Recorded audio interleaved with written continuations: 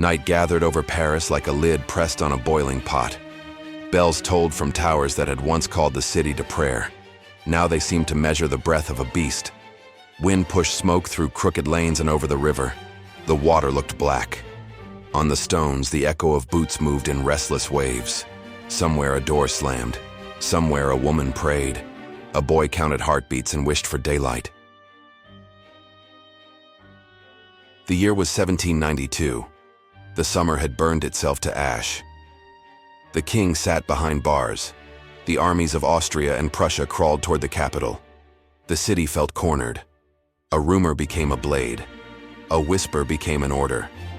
By dawn, Paris would taste what it had become. The first crack in the surface had come weeks earlier. August had cracked like old glass. Crowds had rushed the Tuileries. The Swiss guards lay in heaps around the palace. The monarchy fell in a single day and left a vacuum that howled. The Duke of Brunswick had issued his threat from across the frontier: surrender the city or be punished without mercy.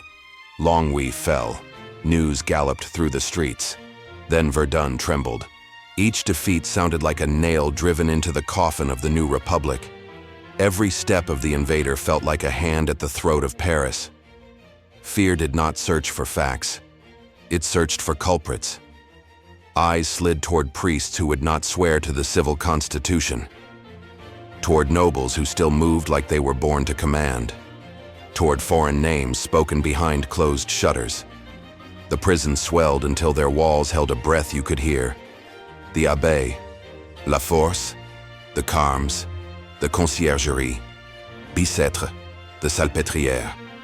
The city turned its gaze inward and saw enemies in every shadow. On the 2nd of September, a chill licked the skin. The air felt thin. Church bells answered each other across the sky. Not for mass, for alarm. Men left workshops. Women set down bread that had not yet risen and followed the sound. Pikes appeared like weeds. Axes and knives shone like ideas. No decree had ordered this moment. The streets ordered it. Smoke rose from braziers at corners and painted the stone with dull light. Outside the Abbaye, a sea of faces swayed. Then the gates gave. The crowd moved like a river into a narrow bed. Torches burned holes in the darkness. Men who had argued in taverns now argued over the lives of strangers. A table became a tribunal. A chair became a judge. Names were spoken. Oaths demanded. No papers were needed. No witnesses. The first prisoner tried to speak. The verdict drowned him. Death. He was dragged through a door that led to the yard and did not return. A roar opened somewhere deep in the city and rolled outward. The ritual had been born in an instant and it knew its steps. Inside those walls, fear had different faces. A noble in a torn coat clutched a medal as if it could change the weather. A priest pressed his palm to a wooden crucifix worn smooth by other hands. A woman with raw eyes whispered to a child that soldiers would come and bring order. Each voice met the tribunal and broke. The crowd followed a rhythm that did not tire. A few questions, a shout, a fall. Steel and wood and stone, each served. Outside, the gutters ran like veins. People watched from windows and shut their curtains when a face turned up. Horses screamed when the crowd pressed too close. The air began to smell of iron and smoke. Some cried out that traitors had been cut away like rot. Others simply stared as if they were seeing the city for the first time and did not recognize it. Word moved down streets faster than riders. The ritual crossed the river and reached the Carmes. There the charges spoke for themselves. Non-jurors, priests who would not swear to the new order, men who believed that their oaths to Rome could not be untied by any law in Paris. They were gathered and questioned. Some refused to bend. Some tried to save their lives with new words. The blades did not listen. The courtyard filled and emptied like a chest. Hammers struck doors until hinges gave way. Passers-by who had not planned a murder became witnesses to one. A few made the sign of the cross, then swallowed and walked on. A few cheered because fear had taught them to join the noise that might one day turn on them. The city learned fast. Where the tribunal sat, the answer was always the same. Whispers spread that angels had been seen over the Seine that night, their wings black with soot as they counted the dying. Many repeated it as a sign. Modern scholars say this was a fable told afterward to make sense of what could not be borne. What cannot be disputed is the geography of the fear. Prussia advancing. A capital afraid of knives drawn from within its own bed. Militants who believed that hesitation was surrender. A government that watched the current and chose not to stand against it. Some called it prudence. Some called it cowardice. The record shows that leaders gathered in meeting rooms and urged the city to defend itself. The words said one thing, the silence said another. Law force filled the next page of the story. Its gates opened to a surge of humanity that had forgotten to be ordinary. The yard swallowed carts and cries. The makeshift court perched on benches. The line of prisoners cleaved the courtyard like a scar. There were petty thieves pressed shoulder to shoulder with ex-courtiers. There were women whose faces still held the memory of salons. There were servants who had carried platters to those salons and now stared at their former masters with eyes that did not blink. Here the people declared that the revolution lived in their hands, and no higher voice could contradict them. Princess de Lamballe waited within that press of breath and fear. She had once walked beside the queen with gentle steps and careful words. Now she stood alone, questioned about the monarchy. Her answer lacked the betrayal the crowd demanded. The frenzy that followed became the legend of these days. It burned a hole through the heart of Paris and through the memory of those who looked on. She was struck down and unmade before she touched the earth. The head upon a pike moved through the avenues like a sentence written in the air. It passed the walls of the temple where the royal family sat in their dim light. Those inside covered their mouths to keep the breath from leaving them in a cry. The city did not run out of places to feed the ritual. The conciergerie trembled. Bicêtre groaned. At the Salpêtrière the wards opened and chaos took hold. At each site, the same exchange occurred. A question to satisfy a form. An answer to fill a breath. The blade that decided the matter. September 3rd arrived and the machine did not slow. The sky turned gray and then white, as if the clouds wanted to blind the city to its own work. Families passing the alleys learned to look down. Shops stayed open because bread still had to be bought. Men bought it with red on their cuffs and went home in silence. Children stared at their fathers and did not speak. Dogs gathered at corners. Crows circled. The river carried away what it could. The rest stayed. In a room where candles smoked and maps curled at the edges, men debated what this meant. Georges Danton spoke words that caught like sparks. The Republic must live. The enemy must fear its resolve. Others listened with faces that gave nothing. Some believed that the crowds had done the state's darkest duty when the state could not. Others flinched at the cost and said nothing that would throw them into the teeth of that duty. In the streets, hawkers sold pamphlets that called the killing a necessary lightning that had burned the treacherous rot. Another leaflet asked if this was liberty, or only a different throne for terror. Readers hid those sheets in their coats. The city felt a hand close on its throat when debate threatened to push into the open air. There were stories that night carried across tables and into cellars. One told of a black carriage that moved from prison to prison. Inside sat a woman in white, who wrote down names and never lifted her eyes. But historians agree this was only a tale born of fear. The true record speaks more plainly. People moved in groups and acted with conviction that left no space for doubt. Some were drunk with wine. More were drunk with purpose. They believed an invasion would open the gates from the outside while treachery opened them from within. They believed that the only defense was to act before that door swung open. So they acted. A republic stood on ground that trembled. Those who held it upright decided that blood was weight. On the fourth day, the rhythm hardened.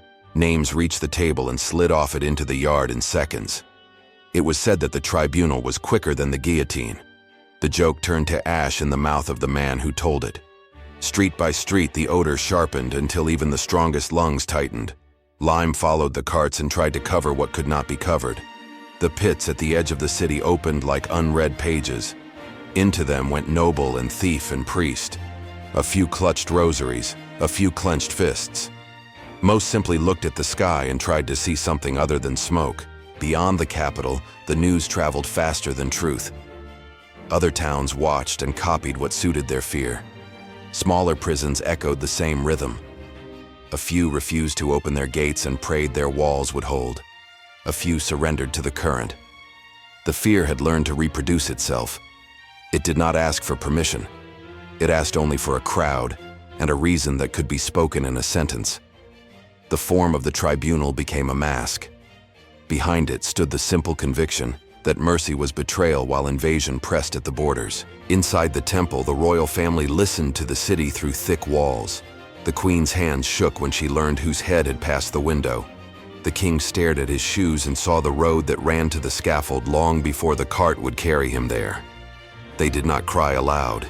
There were ears in every corner. The young pressed against their mother and understood only that the world outside had become a blade. Silence grew in that prison like ivy. It wrapped itself around every question and every answer, until nothing lived except the scrape of a stool on stone and the breathing of people who had once commanded a kingdom. By the fifth, the fury had begun to dim at the edges. Exhaustion pressed in with the same force as fear had done. The gates of La Force stood like broken teeth. The yards of the Abbaye shone with a film that would not wash away. People woke with hands that ached and eyes that stung. They still believed in the danger. They still believed in the Republic. But their bodies needed rest. The current slowed because men and women could not be rivers forever. In rooms where the leaders still met, some praised the days as a storm that had cleared the sky. Others spoke quietly of a line crossed. They all watched their words. Even among revolutionaries, fear had learned new forms. It whispered that any voice raised against the people's justice might be the next voice silenced by it. On the 6th, the city exhaled and heard how loud it had been. The carts moved slower. The pits filled and then closed. Doors hung open where bars had given way. Windows turned black with smoke and then into mirrors that showed a city with hollow eyes. Families walked to the prison gates and searched the lists tacked to the wood. The lists were wrong. Bodies lay where names did not follow. A woman recognized a ribbon and collapsed. A man insisted on paying a guard to let him look. He was allowed to pass. He returned with nothing in his hands. The crowd around him moved aside as if he carried water that could spill. International eyes focused on the city and wrote their judgment. In London, the press sharpened its appetite and called the revolution a beast. In Vienna, the court smiled without humor and told itself that the tide would soon turn. Inside France, people learned to lift their shoulders a little when they walked. The posture of caution became a habit. Many believed that the Republic had saved itself. Others believed the Republic had wounded its own heart. Both believed that it would be dangerous to say so too loudly. The numbers would be argued later. More than 1,000 dead was the count many accepted. Some said more, some said less. The truth was that a society had placed itself on a scale and found that ideals alone could not keep the balance. Liberty had carried the sword for a long time. In those days, it learned how heavy the sword felt when the blade did not drop in a square with a judge's seal, but fell in a yard with a crowd for a jury. Justice had lost its shape. It would find a new one soon, not kinder, not gentler, more regular. The guillotine waited and would begin to rule from a scaffold rather than a courtyard. The terror would take up a schedule. The river of September had mapped the channel. Whispers spread afterward that the Seine froze that winter because the city was ashamed. Yet many believed this was a myth repeated by those who needed nature to share their grief. The record keeps to its facts. The massacres ended because bodies and minds reached their limit. The fear of invasion did not end. The desire to protect the revolution did not end. The machinery of judgment shifted from mobs to committees. The same hunger stayed inside. It learned to speak with a clerk's pen and a daily list. It learned to make death efficient. A lesson taught by the crowd became a lesson perfected by the state. Stand in the doorway of a Paris alley in your mind. The air is cold. The stones shine where torches burned them. The bells have grown tired and fallen quiet. A man steps past you with red at his cuffs and his eyes on the ground. He could be a butcher.